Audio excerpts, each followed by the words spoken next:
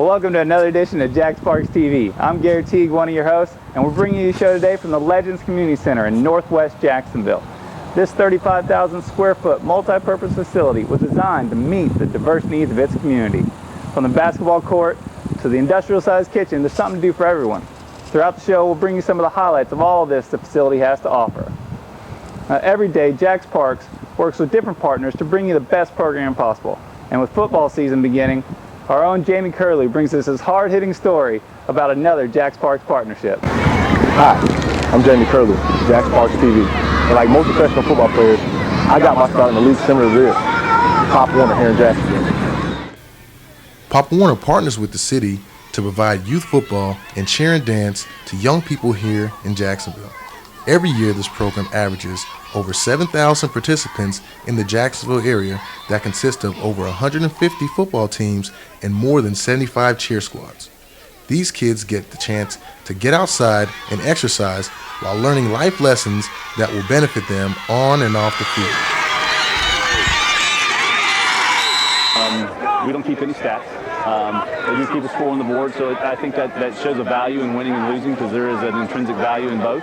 But it's not about individual competition. It's about working together as a team.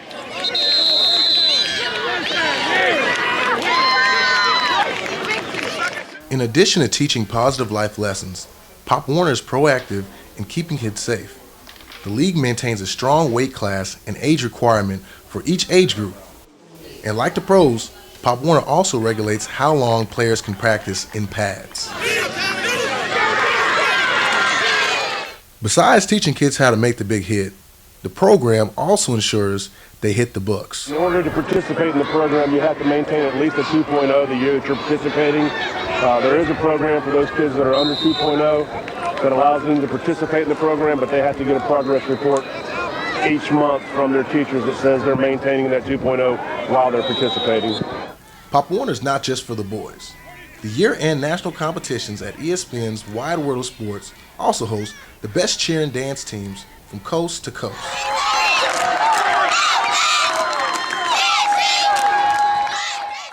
With all the great things the league does, many of its participants have moved on to college and the pros, most notably Tim Tebow, who has inspired young athletes like Bryce Tompkins to play hard and have fun. I just like playing football, it's fun. And I like the excitement that it gives you when you pop somebody. It's leagues like this that have really shaped me into the man I am today. So go and sign your kids up today at popwarnerjacksonville.com. For JaxParks, I'm Jamie Curley.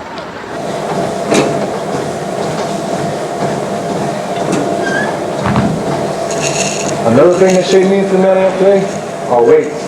And you can lift from here at the Legends Center and get big like me, or jump on the treadmill and grab some cardio. Well, last episode, we told you about the Tri-Jax challenge, a biannual triathlon held at the Cecil Recreation Complex Center. Over the weekend, Pam was there to catch all races in action. The amenities at the Cecil Recreation Complex got put to good use over Labor Day weekend when approximately 200 athletes conquered the water, roads, and trails to complete the second annual Tri-Jax Challenge.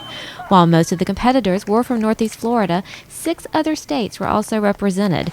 Racers say the unique course and makeup of the triathlon are part of its attraction. The nice pool swim, closed course was excellent. The run was nice and flat and fast. The fact that the event offered races for both kids and adults also appealed to families, many like the Therians who make the sport a family affair. Triathlon is such a great sport. Any age can get into it. You know, we got the little guys into it. We got the parents, that have been out of shape and on the couch for a couple years into it as well. And it's just one of those things that everybody can get in and do, doesn't matter what level you're at, and enjoy it. Another feature was the sprint, a type of triathlon that's conducive to both experienced athletes and beginners like Jacksonville resident TJ Ramos. I wanted to get into the sport. I've loved swimming my whole life, played soccer my whole life, and I just figured it'd be a good transition. Well, for most of the competitors today, the finish line signals the end of the race. But for race director Benji DeMott, it's just the beginning. I think we've got a lot of good partnerships that we started to really use. I'm very excited about our partnership in Memorial Hospital with the Rudy Project. with countless other folks. It makes this event so much bigger and better for all of us, and I'm really looking forward to continued growth. DeMott plans to give more kids an opportunity to experience triathlons by working with youth in JaxParks summer and after-school programs. It's really important to me to be servicing the JaxParks select teams, those kids that we find in our JaxParks programs, any opportunities that we can present to them to be part of opportunities and activities like this. It's important. I hope we can expand. While it looked like everyone was enjoying the day, it was 12-year-old Brandon Bazile that stole the show. After coming in last in the swim and bike, Brandon was struggling, but he was determined to complete the race. And it was that determination that inspired a number of competitors, staff, and volunteers to run that last mile with Brandon all the way to the finish line.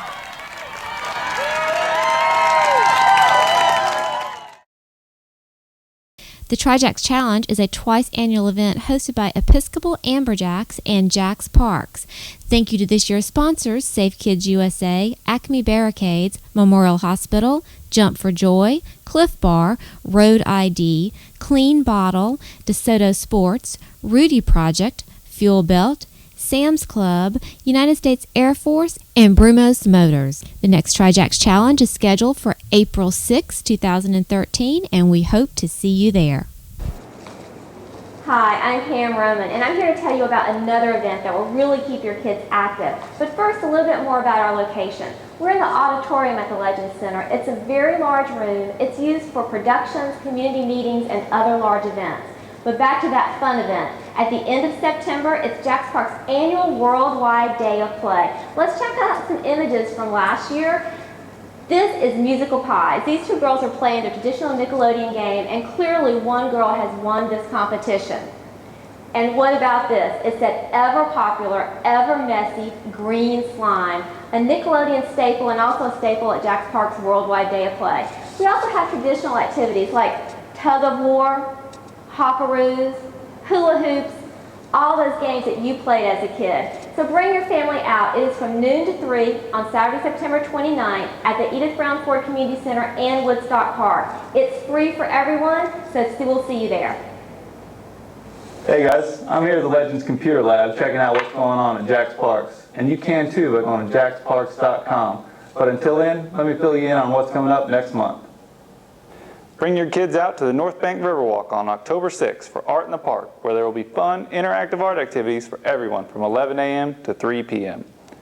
Also, registration begins September 22nd for the Fall Singles Racquetball Tournament for ages 16 and up that is held at the Cecil Gym and Fitness Center Saturday, October 13th at 9 a.m. And the M3 Zone Fall Festival will be held October 31st at 4 p.m. at 15 different locations throughout Jacksonville, providing fun, recreational, and educational activities for all your kids. Now go online yourself and download our activities guide to see all the great things that we have planned. I'm in the basketball gymnasium here at the Legends Center. It also has an upstairs indoor running track. The facility is open Monday through Saturday for both structured and open play. But now back to our program. Put on a pair of tennis shoes, grab a water bottle, and join our park naturalist Gene Schubert on a special tour of Ortega Stream Valley Trail at Ringhaver Park in our next installment of A Walk in the Park. Hi there, I'm Gene Schubert, Parks Naturalist Supervisor with JaxParks, and we're here today at Ringhaver Park. Once you drive in, you can't help but notice that this is one of our major multi-sport complexes. There are soccer fields, softball fields, tennis courts, and playgrounds. And here we've come to the beginning of the Ortega Stream Valley Trail. Let's take a walk down the trail and see what it's all about. As you can see, this trail leads you to a kayak and canoe launch on the Ortega River. This first part of the trail is paved and easily accessible, and it's surrounded by lush vegetation. Let's check on ahead. A variety of trees open their arms, welcoming you into the forest as you go further along the trail. The paved trail leads you to the boardwalk, where you've got these wonderful built-in benches so you can take a break before you begin your trek down to the river. This boardwalk takes you through shaded areas and also helps keep your feet dry as you go through wetlands with lush ferns before transitioning back to the paved trail. So along the way, you'll see other little spur trails. It's always best to stay on the main trail. We recommend it. There are many wildflowers in view along the trail, like this hibiscus in bloom. And keep an eye out for a glimpse of the different wildlife around. You may even find some traveling the trail with you.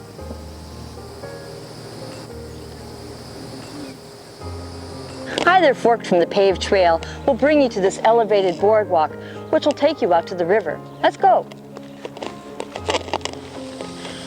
As you travel this elevated boardwalk, you can check out the great vistas on either side and listen for those red-winged blackbirds.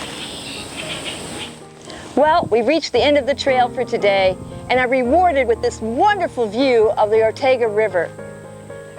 I hope you'll take your own personal tour of this park and any of our other many Jax Parks.